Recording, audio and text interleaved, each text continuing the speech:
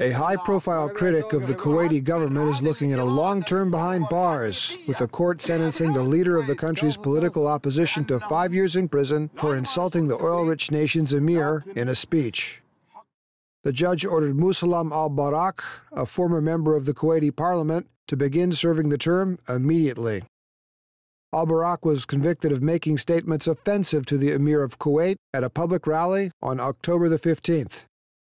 His defense team walked out of court in April after a judge refused requests to hear defense witnesses. Al-Barrak is an outspoken critic of the Kuwaiti regime, which he has called undemocratic and outmoded. Al-Barrak is also facing trial on several other counts, including charges of attempting to storm parliament and taking part in unsanctioned protests against the Emir.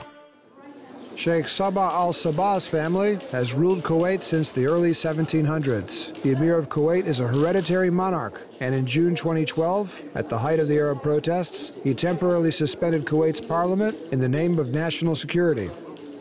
Since then, Kuwait's opposition has staged mass protests to demand the dissolution of the new parliament elected last December on the basis of an election law that had been amended by the Emir. The opposition claims that the change is illegal and was aimed at creating a rubber-stamp legislature.